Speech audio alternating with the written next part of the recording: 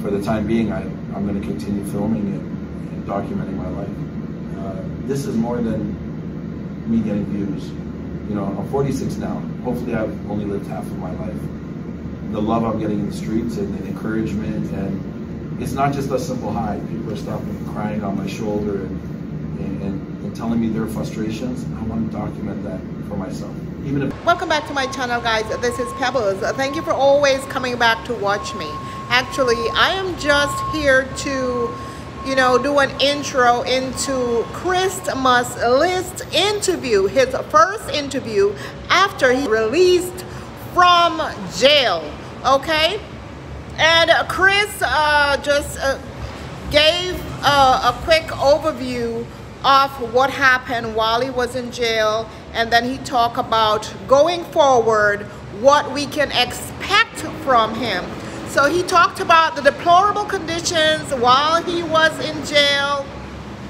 He also talked about how he was treated. He spoke about his past arrests in other countries, as well as, you know, whether or not it was him who privated those videos. He spoke about that. He also talked about going forward what we can expect from him. And after listening to the interview, he mentioned that he will not really change much, will continue to do the very same thing that he has been doing, because this is his calling and he is not willing to change for anyone, okay? Regardless of what happens to him. He is confident that he will be found innocent in the court of law on Thursday, and therefore he has nothing to worry about. He will head back home to Canada to his family. But yes, guys, please listen to this interview and let me know what your thoughts are. Apparently this incident, like we all said, all the reactors said, that it really did not affect Chris. He will not change. He will not change his content. And, you know, that is up to him. Neither you or I can force him to become who he's not. According to him, this is just who he is. And he's going to continue to do what he does best. And that is going into the ghettos, using his camera to record old people and fishermen with big shiny objects. Okay, thank you for watching. Continue and watch the interview, guys, please, and leave your comments in the comment section.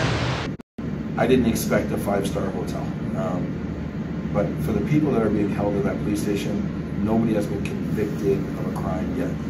What was the condition of the place that you stayed in? Like, the prison that you stayed in? Yeah, so I was held at the jail, not the jail, at the police station, Basin Street. Yeah.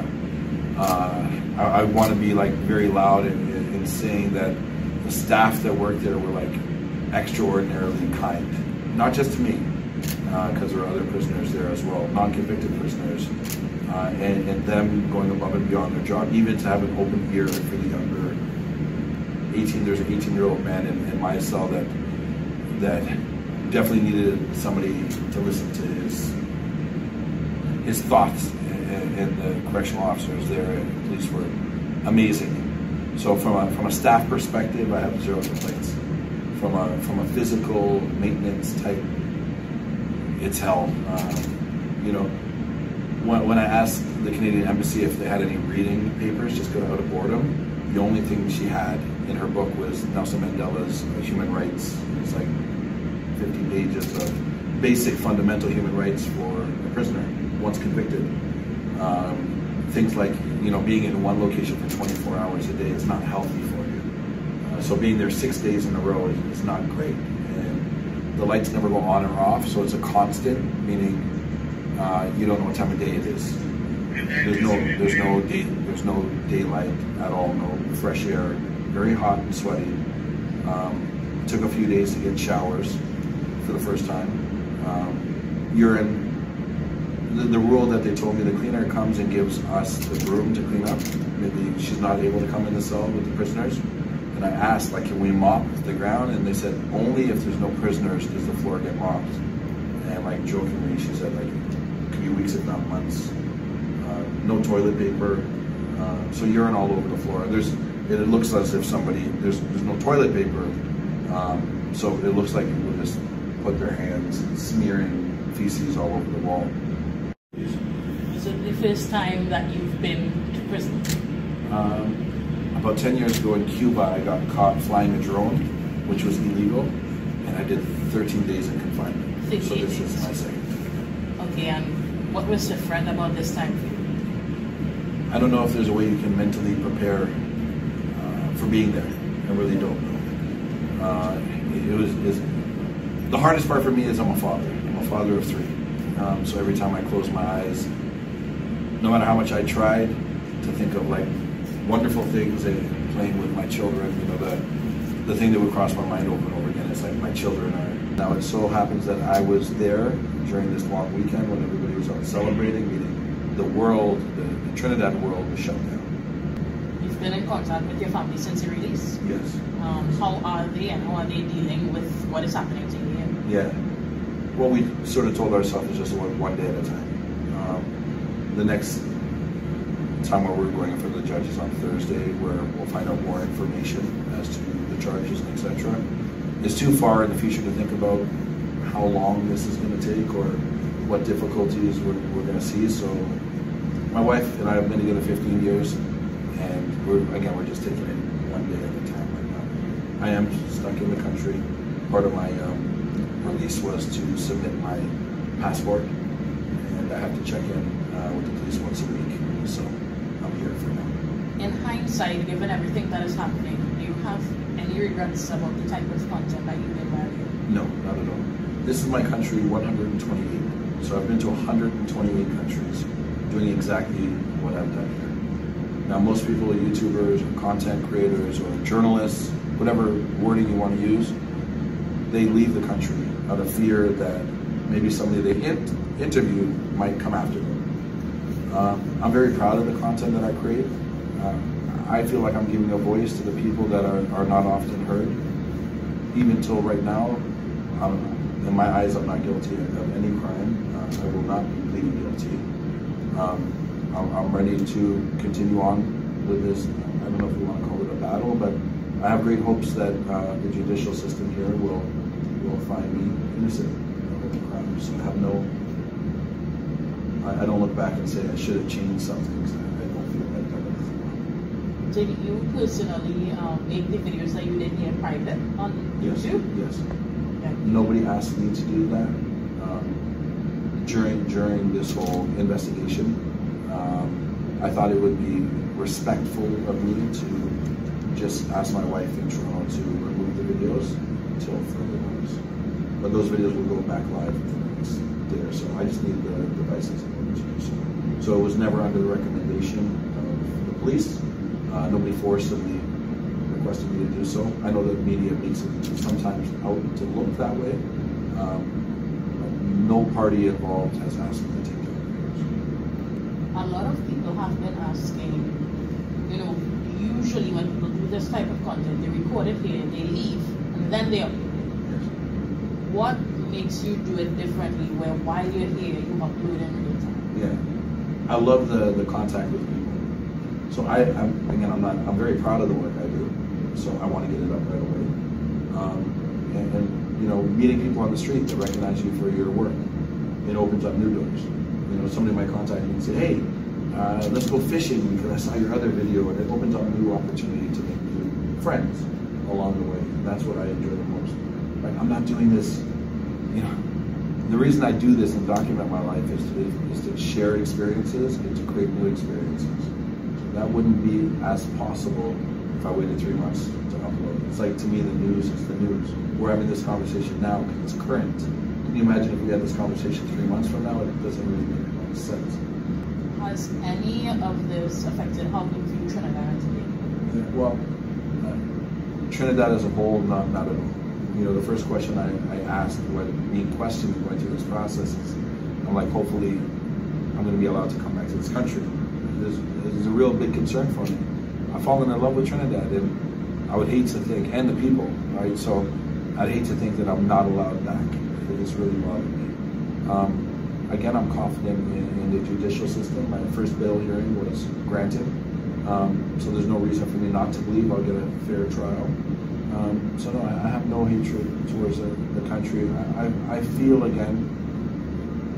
I'm stepping in grounds that nobody else has stepped in as an international YouTuber, if that's what you want to call me.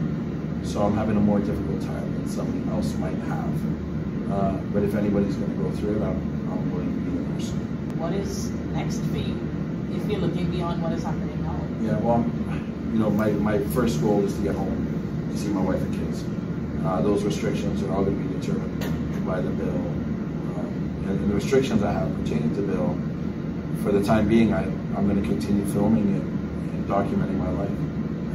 This is more than me getting views. I'm 46 now. Hopefully I've only lived half of my life. The love I'm getting in the streets and the encouragement, and it's not just a simple hi. People are stopping and crying on my shoulder and telling me their frustrations. I want to document that for myself. Even if nobody sees the videos, I want to film. This is a memory for me. It's a part of my life that I want to document. So by the end of today, I definitely will have a camera. And by tomorrow, I'll definitely be able to record and film what I see. So just you regular going about your days, what the type of content that you're going to essentially. Yeah. Really no different than I've ever filmed. Right? I know in media, the sales point for Christmas list is I'm this gang journalist. If you look at the 350 videos I've uploaded, you'll see much more than just that. I think shiny objects seem to attract people. The kind of content I like to film is cultural. It could be like an 80-year-old woman teaching me how to cook food, or a fisherman explaining how important 3 fish are a day. So I'm going to shoot content that's cultural to the location that I enjoy filming. And I'm excited. I can't wait to get a camera back. And to the people who have been supporting you, yes. What do you have to say to them? Yeah, thank you. Thank you. I get emotional. TJ's with me, and he's been helping me, not as a driver, as a friend. And when I was in jail, he was bringing me food every day.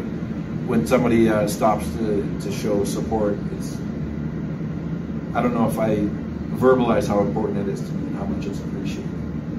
But it is. It's hard for me in words. I'm an emotional person. I come to tears actually quite easily. Not during the jail time, but I mean during the meeting people that support me time. It brings a huge smile to my face. So if you see me in the street, I'm human like anybody else is human. I greatly appreciate any support. Is there anything else you'd like to say at this time? Yeah, just again and again, and I'll keep preaching. I hope that what's happened to me here in Trinidad does not deter other tourists from visiting this incredible country. Because if you use my circumstance, which once again has never happened in the history of Trinidad, don't use that as a reason not to visit Trinidad. If I am able to return and everything gets cleaned up, you have my word, my promise. This is a country I'm going to continue to. You still do that type of content if you were to return? I don't feel like I broke any rules, so I'm going to continue filming the content that I normally film. The one thing I have to say is, if I say I've learned something from this moment on, I, as a creator, am responsible for what the people in my videos say. So I have to put precaution into who I talk to and what they talk about. But I will continue to film the same kind of content that I film most of it. I'm not going to be suddenly like completely altering my whole brand. I'll continue on the direction I was going. But with new precautions. With new precautions. Yes. And that's for any country that you know. 100%. Yes. As a man in life, and not just as a man, as a father, as somebody that knows I don't know it all, there's definitely things I'm going to learn every single day of the week, and I'd be stubborn not to take that knowledge and use it for my benefit to get better at everything in life. Where did you plan to go after you had left TNT? Yeah. Where was next for you? My car is actually in Miami. At $25 a day, it's at the airport. So I was going to go back to Miami and then drive home, and take a 2-week drive back to Toronto. Initially, when I came here to Trinidad, it was supposed to be for 5 days. And I was going to go to Guyana and Suriname. But as you can see, I've been here a lot longer. I've sort of overstayed my initial plan, so right now I just want to get home to my family. So please let me know what your thoughts are in the comment section. Don't forget to hit the like button, and if my content is something that interests you, please consider subscribing to my channel. Ta-ta!